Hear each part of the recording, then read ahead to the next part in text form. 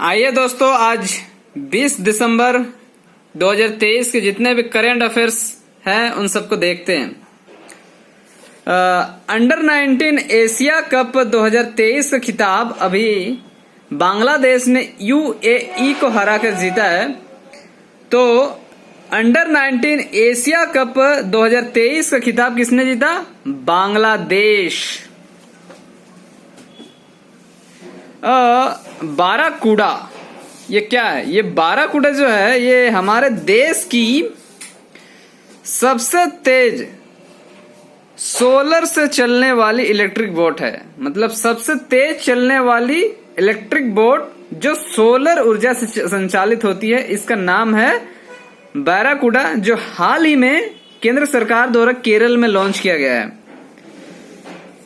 यदि बात किया जाए विजय हजारे ट्रॉफी 2023 का, तो इसे हरियाणा ने पहली बार अपने इतिहास में जीता है और इन्होंने उसके लिए राजस्थान को हराया। तो विजय हजारे ट्रॉफी 2023 इसे हरियाणा ने जीता है, राजस्थान को हराया। विजय हजारे ट्रॉफी ये क्रिकेट से संबंधित है। और हाल में एक बहुत बड़ी एक खबर है जो ये एग्जाम के लिए इम्पोर्टेंट हो सकती है।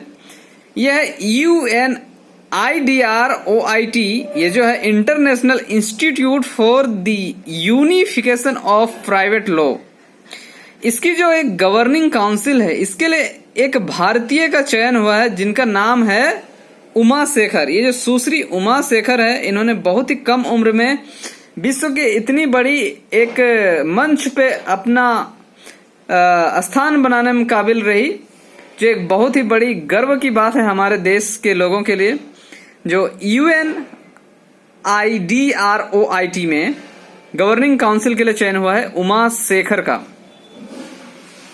और बात किया जाए तो बेसिक प्रेशन चार्ट, ये बेसिक प्रेशन चार्ट क्या होता है? ये जो लोग विदेशों से जो विदेश काम करने जाते हैं ना, वो अपने देश यानी कि अपने घर वालों को जो पैसा भेजते हैं, अपने देश जो पैसा भेजते हैं, उसे कहा जाता है प्रेषण।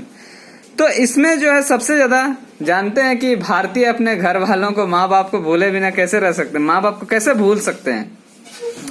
तो सबसे ज्यादा प्रेषण विश्व में प्राप्त करने वाला देश है भारत, जो 125 बिलियन डॉलर प्राप्त किया। ये सबसे ज्यादा अमेरिका से प्राप्त किया, फिर उसके बाद यूरोप से। अब भारत में अभी इजराइल के जो राजदूत होंगे वो है रुबेन अजार। कौन है? रुबेन अजार भारत में इजराइल के राजदूत होंगे। इंटरनेशनल टेनिस फेडरेशन यानी अंतरराष्ट्रीय टेनिस महासंघ के जो विश्व चैंपियन पुरस्कार 2023 इसे जीता नोवाक जोकोविक और आर्यना सबालेंका। ये क्या होता है? विश्व चैंपियन पुरस्कार क्या होता है? एक्चुअली जब किसी भी कैलेंडर ईयर के एंड पे जो भी खिलाड़ी नंबर 1 रैंकिंग पे रहता है, उसे विश्व टेनिस महासंघ के द्वारा विश्व चैंपियन पुरस्कार दिया जाता है। तो इस साल टेनिस का रैंकिंग में नंबर 1 पर नोवाक जोकोविच, जो 8 बार जीत चुके हैं, और आरेना सबालेंका जो पहली बार जीत रही हैं, इस बार इन्होंने जीता। तो विश्व टेनिस फेडरेशन का जो है विश्व चैंपियन पुरस्कार नोवाक जोकोविच और आर्यना सबालेंका। फिनलैंड द्वारा अंतरराष्ट्रीय लिंग समानता सम्मान 2023, ये जो है महिलाओं के उत्थान के लिए किसी विशेष प्रयास के लिए दिया जाता है, ताकि जो हमारे जो दुनिया में जो महिलाओं और पुरुषों की समान भागीदारी हो। इसके लिए ये जो फिनलैंड द्वारा अंतरराष्ट्रीय लिंग समानता पुरस्कार 2023 दिया गया है, अफगानिस्तान के एक एनजीओ को मिला है। इसका नाम है अफगान महिला कौशल विकास केंद्र। ये जो अफगान महिला कौशल विकास केंद्र नामक एनजीओ है, इसे फिनलैंड द्वारा अंतरराष्ट्रीय लिंग समानता सम्मान 2023 से नवाजा गया है। जम्मू कश्मीर में अभी हाल फिलहाल में एक अधिनियम पारित हुआ, जो लागू हुआ। यह है जम्मू कश्मीर में आनंद विवाह अधिनियम। ये क्या है? ये आनंद विवाह अधिनियम है जो है, इसके द्वारा सिख के विवाह के जो नियम है वो इससे संचालित होते हैं। तो ये जो ये 1909 में सबसे पहले फॉर्मुलेट हुआ था, और अनेक गतिरोध के बीच इस साल अब कश्मीर में भी लागू हो गया है ये आनंद विवाह एक्ट। ये सिख विवाह एक्ट है। G20 शिखर सम्मेलन में ग्लोबल आइकन पुरस्कार मिला। ये एक भारतीय है जिसका नाम है श्रीनिवास नाइक धारावत। तो ये जरूर याद रखिएगा, G20 शिखर सम्मेलन में ग्लोबल आइकन पुरस्कार डॉक्टर श्रीनिवास नाइक धारावत को मिला। किसे? Doctor Srinivas Naik धारावत।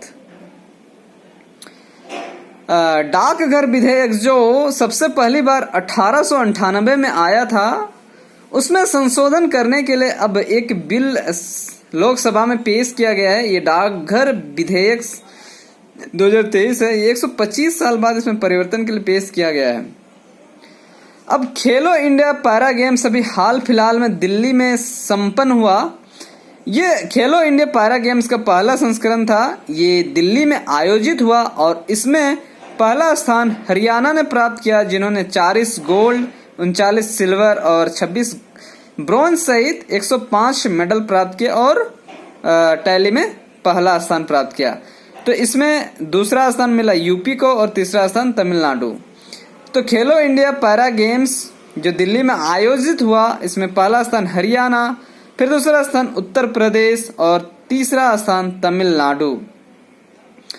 Gelephu smart city परियोजना ये भूटान सरकार द्वारा एक शहर को विकास किया जा रहा है। ये जो सतत विकास के तौर पर है, इसमें नेट जीरो और माइंडफुलनेस को ध्यान में रखकर ये शहर जो है असम और भूटान के सीमा पर है। इस शहर को हरित शहर के रूप में विकसित किया जाएगा। और अभी एक और इम्पोर्टेंट न्यूज है जो है AIFF all India football federation की ने एक फुटबॉल क्लब को अपनी रैंकिंग में एलिट 3 स्टार रैंकिंग दिया है। मतलब एक फुटबॉल क्लब है जिसको वो 3 स्टार रेटिंग से रैंक किया है। उसका नाम है जिंक फुटबॉल क्लब। ये है हिंदुस्तान जिंक कंपनी द्वारा प्रायोजित एक क्लब है। Thank you.